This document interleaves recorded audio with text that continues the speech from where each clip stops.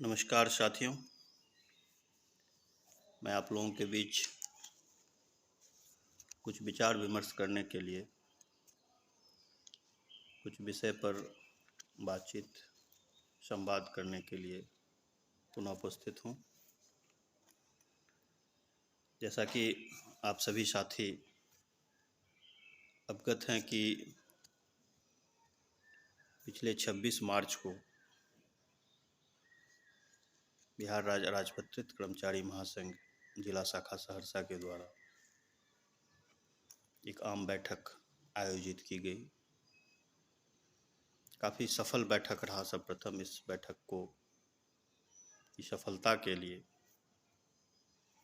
आप सभी साथियों का मैं कोटि कोटि धन्यवाद देता हूँ, क्रांतिकारी अभिनंदन करता हूँ। कार्य दिवस होने के बावजूद 5 बजे के बाद अच्छी संख्या में लगभग सभी विभाग के साथी प्रतिनिधि के रूप में वहाँ उपस्थित हुए। और साथियों, उस दिन जो भी राय मशविरा हुआ, गुफ्तगू हुआ, समाहरणालय परिसर का जो हमारा वहाँ जो संघ भवन है उसमें कुछ बातें जो निकल कर के आई है और पिछले 2-3 साल से जो मैंने भी महसूस किया है, कहाँ कहाँ क्या क्या जो मूलभूत समस्याएं हैं, तो उस पर जो बातें छन के आई है, मैं आज उसी बिंदुवार उसी बात पे मैं आप लोगों के पास एक छोटा सा प्रेजेंटेशन के रूप में रखना चाहूँगा कि जो प्रस्ताव उस दिन पारित हुआ है।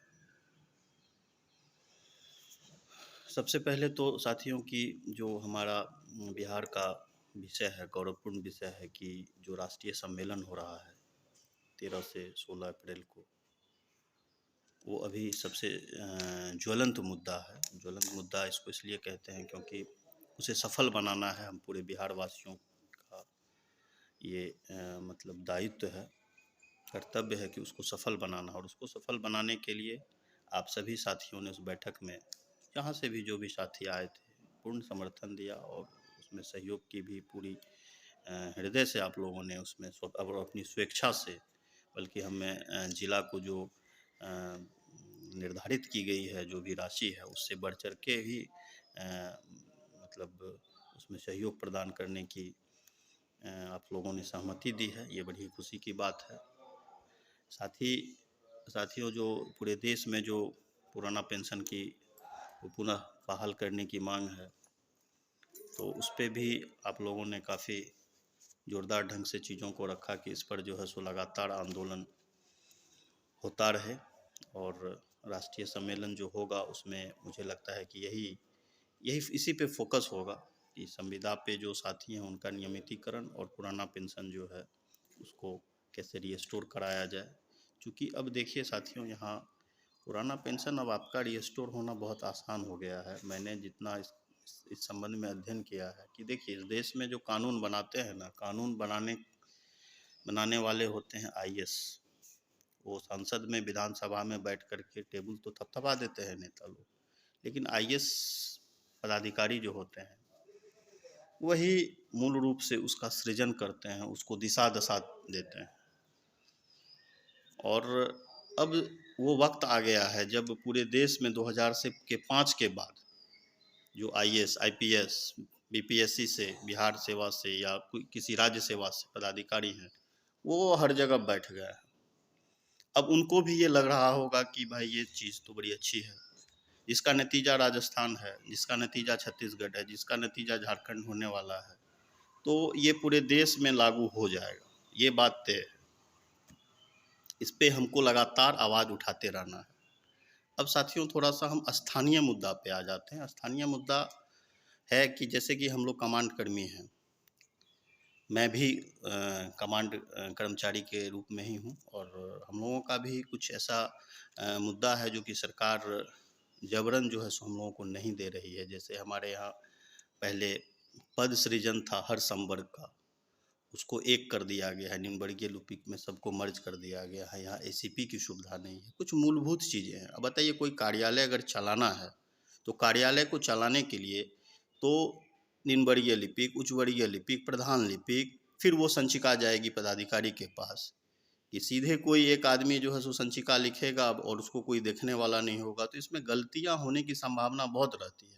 कार्यालय बड़ा हो छोटा हो, मामला तो हाई कोर्ट हो, विधानसभा हो, एजी से रिलेटेड हो, अकाउंट से रिलेटेड हो, उतना ही आता है। तो ये हम लोगों का मांग है कि जो कमांड का जो कार्यालय है, यहाँ पर हर एक कार्यालय में पद सृजन हो, जो कि पहले था। 1918 के बाद इसको जो है सो समाप्त कर दिया गया है, और इस पर जो है सो सरकार पर हम लोग दबाव बनाएं और एकजुट होकर के दबाव बनाएं। एसीपी यहाँ बहाल हो, राज्यकर्मी का दर्जा दिया जाए, क्योंकि जब इस कमांड की स्थापना हुई थी उसी वक्त यह तय हो गया था कि राज्यकर्मी की भांति ही सारी सुविधा दी जाएगी। खैर उस पर डिटेल में हम लोगों की लड़ाई चल भी रही है। इस संबंध में हम लोग बार बार मंत्री से मिल भी रहे हैं। महासंघ स्तर से भी चाहेंगे कि इस पर जो है सो जोरदार ढंग से महासंघ इस आवाज़ को उठाए। साथियों, ये समस्या अमूमन हर कार्यालय में है, जो समस्या हम कमांड कर्मियों के साथ है। समाहरणालय में भी ऐसा देखा गया है कि देखिए, इसे कोई राजनीति का मुद्दा नहीं बनाएंगे। समाहरणालय में भी ये देखा गया है कि लोग सेवानिवृत्त होते हैं और सेवानिवृत्त होने के बाद प्रधान लिपिक के पद पर या कुछ ऐसे पद पर की पोस्ट पर वो पुनर्नियोजन हो जाते हैं। एक तो साथियों, हम लोग महासंघ सर्वप्रथम संविदा का विरोध करते हैं कि संविदा पर नियुक्ति ना हो। ऊपर से हम ही लोग जब रिटायर करने के बाद पुनर्नियोजित हो जाते हैं संविदा पर, उसमें भी प्रधान लिपिक, जबकि ये आप जितने भी लिपिक संवर्ग के लोग हैं या जो भी थोड़ी बहुत जानकारी रखते हैं, उन्हें ये पता होगा कि ये सारे पद जो है ये प्रमोटिव पोस्ट है। अब मान लीजिए उस पद पर रिटायर होकर के कोई साथी बैठ जाते हैं अगले 5 साल तक, तो नीचे वाले जो साथी हैं वो क्या 5 साल तक इंतजार करेंगे? उनका प्रमोशन, पद प्रोन्नति तो नहीं होगा।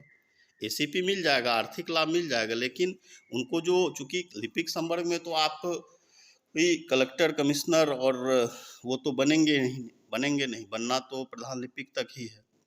तो हर आदमी की ख्वाहिश भी होती है, पैसा ही सब कुछ नहीं है कि हम भी कार्यालय के बड़ा बाबू बने, अकाउंटेंट बने, उच्च वर्गीय लिपिक बने। ये एक मायने रखता है, काम करने में ये बड़ा ही उत्साह प्रदान करता है कि हमारा पद प्रोन्नति हुआ, और ये बेहतर चीज़ भी है। तो ये बाधित हो जाता है। तो साथियों, इस पर बगैर कोई कहा सुनी, मैं शुरू से ही, जब से मैं इस मुद्दे को जाना और मेरी इच्छा बनी थी, तो उस दिन हमने चूँकि बैठक करके इस पर निर्णय लेना था, तो इस पर हम लोग एक प्रस्ताव भी पास किए, और इस संबंध में डीएम साहब से हम लोग जल्द प्रयास करते हैं मिल करके इस समस्या का समाधान कराएं, और भविष्य में समाहरणालय में, चाहे वो जैसे कि मान लीजिए 4th क्लास के कर्मी हैं, उनका अगर वो योग्यता रखते हैं, अहर्ता रखते हैं, तो उनका है कि 15% या 10% निम्न वर्गीय लिपिक के पद पर जो उनके लिए पद रिक्त रहता है, उस पर उनको प्रोन्नति दिया जाएगा। तो ऐसे भी कई साथी कई कार्यालय में हैं। तो अब अगर निम्न वर्गीय लिपिक से उच्च वर्गीय लिपिक में प्रोन्नति होगा, पद रिक्त होगा, तब तो 4th क्लास के लोग, उनका प्रमोशन होगा। तो इन सारी बिंदुओं पर हम लोग जो है सो जो प्रस्ताव पास किए हैं, इस पर हम लोग एक उसका प्रोसीडिंग तैयार किए हैं। प्रोसीडिंग तैयार करके डीएम साहब के यहाँ हम लोग भेज चुके हैं, और उस पर जैसे ही जो भी कार्रवाई होता है उसका थोड़ा इंतज़ार करते हैं अप्रैल माह में, और राष्ट्रीय सम्मेलन वगैरह हो जाता है तो एक बार उनसे समय लेकर के इन सारे बिंदु पर, जिनका एसीपी रुका हुआ है या जिनका भी जो भी समस्या है, और जिस विभाग में है, वह स्वास्थ्य विभाग के कोई साथी का, किन्हीं का अगर वेतन रुका हुआ है, समाहरणालय संवर्ग में किसी भी संवर्ग का, भूमि सुधार हो, पंचायत सेवक हो, इस जिला में जो भी कार्यालय हैं, जिनका भी कोई मामला होगा, तो उस पर हम एक एक चीज़ को हम लोग रिव्यू करेंगे, एक एक चीज़ को हम लोग देखेंगे, एक एक कर्मचारी की समस्या को देखेंगे, और हर विभाग में जा करके उसका समाधान का हम लोग प्रयास करेंगे। इसी बीच साथियों, आप लोगों को हम व्हाट्सएप के माध्यम से बताए थे कि शिक्षक संघ के कुछ साथी हमारे साथ जुड़ गए हैं, बड़ी ही खुशी की बात है। और चूँकि हमारे महासंघ में शिक्षक संघ जुड़े हुए हैं, और जिला में, हमारे जिला में जो है सो नहीं के बराबर थे, तो वो हो गया है लगभग 45-46 शिक्षक जो है सो हमारे साथ जुड़े हैं, प्रारंभिक शिक्षक और कुछ माध्यमिक शिक्षक भी, और ये और आगे बढ़ने वाला है, और इनका जल्द ही जो है सो शिक्षक संघ का, हमारे महासंघ के तत्वाधान में एक सम्मेलन भी होगा, उसकी तिथि आगे बताई जाएगी। तो साथियों, ये कारवां जो चला है और ये कारवां जो बढ़ रहा है, ये लगातार बढ़ते रहना चाहिए, रुकना नहीं चाहिए। आप सभी लोग संगठन के प्रति भरोसा जताइए, और संगठन कोई कदम ले रहा है तो सरकार के द्वारा दिए गए नियम के अनुसार। किसी व्यक्ति के लिए ये संगठन किसी व्यक्ति के लिए नहीं होता है। मैं पहले भी कहा हूँ, ना मेरे लिए होगा, ना किन्हीं और के लिए होगा, ना किसी खास जाति के लिए होगा। संगठन पूरे कर्मचारी के लिए है, और पूरे कर्मचारी के हक अधिकार की बात इस संगठन से पहले भी उठती रही है, अभी भी उठती रहेगी। पहले उठती रही है, उसका प्रेरणा हम लोग लिए हैं, तभी तो आज ये कारवां चल रहा है। इसीलिए साथियों, आप सभी लोग एकजुटता बना के रखेंगे, एकजुट रहेंगे, और मुझे नहीं लगता है कि किन्हीं को कोई इन चीज़ों पर जो है सो आपत्ति होगी, और आपत्ति का कोई सवाल नहीं है। चूँकि जो भी हम लोग प्रस्ताव लेते हैं या जो भी काम करते हैं, वह सरकार का जो सर्कुलर होता है, उस सर्कुलर के हिसाब से करते हैं। सरकार का जो नियम है, और वो नियम हम संगठन का काम है साथियों, सरकार के सर्कुलर को इम्प्लीमेंट कराना। सरकार अगर कोई नियम बना दी है और वह नियम को अगर कार्यपालिका उसका पालन नहीं कर रही है, तो उसके लिए दबाव बनाना, उस बात को उजागर करना। तो इन्हीं शब्दों के साथ साथियों, आज संवाद में इतना ही करता हूँ। साथ ही सभी साथियों का क्रांतिकारी अभिनंदन करता हूँ, और आने वाले राष्ट्रीय सम्मेलन को सफल बनाने के लिए आप सबों को से एकजुटता के साथ उसे सफल बनाने की अपील करता हूँ। धन्यवाद।